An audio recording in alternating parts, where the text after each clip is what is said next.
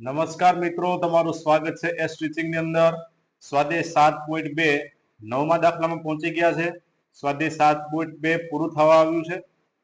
દાખલા number 9 a-2 આ રેખાખંડ છે, a થી b રેખાખંડ છે. હવે આનું 4 ભાગમાં વિભાજન કરું એટલે અહીંયા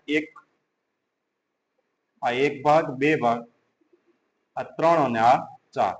બરાબર, આને નામ આપી દઈએ P, Q અને R. એ બિંદુના યામ આપણને આપેલા છે -2 અને 2. બી બિંદુના યામ છે 2, 8. ઓકે, આપણને બીજા કઈ કઈ બિંદુના યામ મેળવવાના છે? વિભાજન કરતા બિંદુઓના યામ, એટલે P બિંદુનું, Q બિંદુ અને R બિંદુ, આ ત્રણેય બિંદુઓના યામ આપણને શોધવાના છે.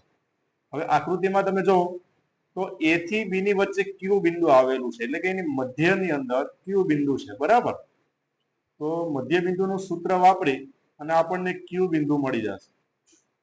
એના પછી Q બિંદુ મળશે, પછી P બિંદુ મળી જશે, કારણ કે A થી Q ની વચ્ચે મધ્ય બિંદુ P છે. અને એવી જ રીતે R બિંદુ મળશે, Q અને B ની વચ્ચેનું મધ્ય બિંદુ R છે, તો એ પણ મધ્ય બિંદુના સૂત્રથી મળી જશે.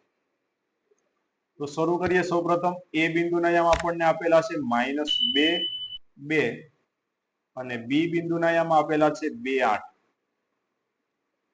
બરાબર, મૂકી દઈએ. A થી B નું મધ્ય બિંદુ, સૌપ્રથમ A B નું મધ્ય બિંદુ તો કયું છે? Q ના યામ બરાબર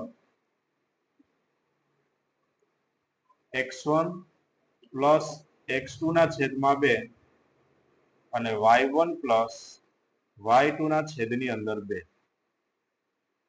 x1 ની કિંમત થશે -2 પ્લસ x2 ની કિંમત થશે 2 ના છેદની અંદર 6, કોમા y1 કિંમત 2 પ્લસ 8 ના છેદમાં 2. -2 પ્લસ 2 0 ના છેદની અંદર 6, 8 ને 2 10 ના છેદમાં 2, તો આ થશે 0,5. તો Q ના યામ થશે 0,5. આ થશે 0,5. ઓકે, હવે શેના યામ મેળવવાના છે? A થી Q ના યામ. એની વચ્ચેનું બિંદુ P, એટલે P ના યામ બરાબર x1 પ્લસ x2 ના છેદમાં 2 અને y1 પ્લસ y2 ના છેદમાં 2. x1 એટલે -2 પ્લસ x2 એટલે 0 છેદમાં 2, y1 એટલે 2 પ્લસ y2 એટલે 2, 5 ના છેદમાં 2. -2 માંથી 0 જશે એટલે -2 ના છેદમાં 2 અને 2 ને 5 થશે 7 ના છેદમાં 2. તો 2 2 નીકળી ગયા, તો -1 અને 7 ના છેદમાં 2. તો આ મળી ગયા P ના યામ. બરાબર, શું મળ્યા? -1 અને 1 ના છેદમાં 7, સોરી 7 ના છેદમાં 2. હવે R ના યામ મેળવી લઈએ.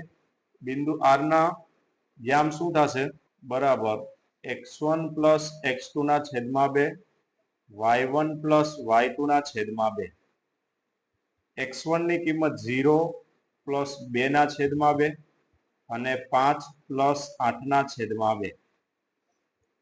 2 ના છેદમાં 2, 5 ને 8 થશે 13 ના છેદમાં 2. 2 2 નીકળી ગયા એટલે 1 અને 13 ના છેદમાં 2. તો આ બિંદુ R ના યામ આપણને મળી ગયા 1, 13 ના છેદમાં 2. દરેક બિંદુઓના યામ મધ્ય બિંદુના સૂત્રથી મળશે. Thank you. સમાંતર બાજુ ચતુષ્કોણના ક્રમિક શિરોબિંદુઓ 3, 0, 4, 5, -1, 4 અને -2, -1 હોય તો તેનું ક્ષેત્રફળ શોધો. અહીં સમાંતર બાજુ ચતુષ્કોણ આપેલું છે, એના ક્રમિક બિંદુઓ ચારેય આપણને આપેલા છે. અહીં સૂચન એક આપેલું છે કે સમાંતર બાજુ ચતુષ્કોણ નું ક્ષેત્રફળ 1/2 ગુણાકારમાં તેના વિકર્ણોનો ગુણાકાર થશે. બરાબર, તો અહીં સૌપ્રથમ સમાંતર બાજુ ચતુષ્કોણની આકૃતિ પણ આપેલી છે. દરેક બિંદુના યામ આપી દઈએ. આનું નામ A 3, 0, B બિંદુ છે 4, 5, C બિંદુ છે -1, 4 અને D બિંદુ આપેલું છે -2, -1. અહીં બંને વિકર્ણો જે જગ્યા ઉપર ભેગા થાય એ વિકર્ણ નામ આપશું બિંદુ ઓ. હવે અહીંયા એક સૂત્ર આપણને આપેલું છે કે જેનું ક્ષેત્રફળ મેળવવું હોય સમાંતર ચતુષ્કોણનું ક્ષેત્રફળ, તો 1/2 ગુણાકારમાં તેના વિકર્ણોનો ગુણાકાર. વિકર્ણો છે a થી c અને b થી d. તો બસ a થી c નું અંતર સૂત્રની મદદથી અંતર મેળવી લેવાનું, એવી રીતે b થી d નું અંતર મેળવી લેવાનું અને આ સૂત્રની અંદર મૂકી દઈએ એટલે સમાંતર બાજુ ચતુષ્કોણનું ક્ષેત્રફળ આપણને મળી જશે. બરાબર. તો સૌપ્રથમ કોનું અંતર મેળવવું પડશે? a થી c નું અંતર સૂત્રની મદદથી ac નો વર્ગ બરાબર x1 માઇનસ x2 નો વર્ગ પ્લસ y1 માઇનસ y2 નો વર્ગ. x1 થશે 3, x2 એટલે માઇનસ 1 નો વર્ગ પ્લસ y1 એટલે 0 માઇનસ 4 નો વર્ગ. 3 પ્લસ 1 નો વર્ગ પ્લસ માઇનસ 4 નો વર્ગ. 3 ને 1 4 નો વર્ગ પ્લસ માઇનસ 4 નો વર્ગ પ્લસ 16. 16 પ્લસ 16 થશે 32 એટલે ac નો વર્ગ બરાબર 32. તો ac બરાબર વર્ગમૂળની અંદર શું થશે? 32. તો આનો વર્ગમૂળ કાઢીએ તો 8 4 32 થશે. બરાબર. એવી રીતે પણ થાય અને 16 2 32 પણ થશે.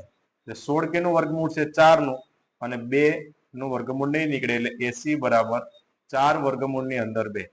આ થઈ ગયો આપણનો સૌ પ્રથમ ac નું માપ. એવી જ રીતે કોનું માપ મેળવવાનું છે? b થી d નું માપ. તો bd સ્ક્વેર બરાબર શું થશે? x1 માઇનસ x2 નો વર્ગ પ્લસ y1 માઇનસ y2 નો વર્ગ.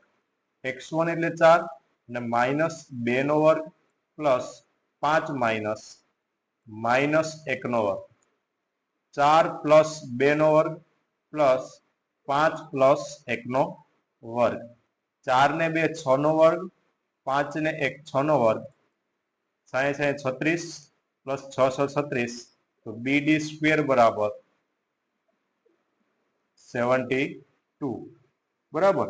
72 નું થશે 36, 2 72. બરાબર. અહીંયાથી વર્ગ કાઢશું એટલે અહીંયા વર્ગમૂળની અંદર 72 આવશે. 72 ને લખાય 36 2 72. બરાબર. એટલે 36 છે એ 6 નો વર્ગ થશે એટલે bd બરાબર 36 નું વર્ગમૂળ 6 વર્ગમૂળની અંદર 2. bd નું માપ આવી ગયું 6 વર્ગમૂળની અંદર 2. હવે સૂત્ર આપેલું છે એની અંદર કિંમત મૂકી દઈએ. તો જે સૂત્ર શું આપેલું છે? તો સમાંતર બાજુ ચતુષ્કોણનું ક્ષેત્રફળ બરાબર 1/2 વિકર્ણોનો ગુણાકાર. તો 1/2 એમને વિકર્ણો બંને મળેલા છે. એક a થી c એટલે 4 વર્ગમૂળની અંદર 2 ગુણાકારમાં b થી d નો માપ છે 6 વર્ગમૂળની અંદર 2. તો 1/2 624 √2 થશે 2 એટલે આપણનો જવાબ થશે 24. તો સમાંતર બાજુ ચતુષ્કોણનો જવાબ થશે 24. એકદમ ઈઝી દાખલો છે. અહીં આપણને શેની અંદર આપેલું છે? તો ચોરસ એકમમાં, કારણ કે સમાંતર બાજુ ચતુષ્કોણ હોવાથી ચોરસ એકમ. અહીંયા મીટર સેન્ટીમીટર આપેલું નથી એટલે આપણે એકમ લખેલું છે. જો મિત્રો તમને અમારા વિડીયો પસંદ આવતા હોય તો લાઈક કરો, શેર કરો, સબસ્ક્રાઇબ કરો, તમારા મિત્રોને જરૂર શેર કરો. તમને કોઈ ડાઉટ હોય તો તમે કોમેન્ટ બોક્સની અંદર પણ જણાવો. ન સમજાતું હોય તો પણ કોમેન્ટ બોક્સની અંદર જણાવો. સારું લાગે તો પણ કોમેન્ટ બોક્સની અંદર જણાવો, જેથી કરીને અમે તમારા સુધી દરેક રિવ્યુ પહોંચાડી શકીએ. Thank you.